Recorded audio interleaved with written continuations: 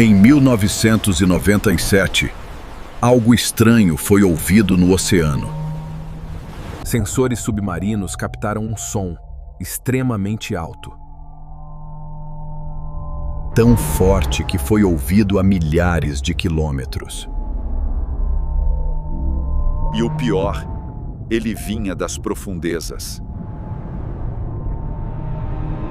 Nenhum navio estava perto. Nenhum terremoto aconteceu.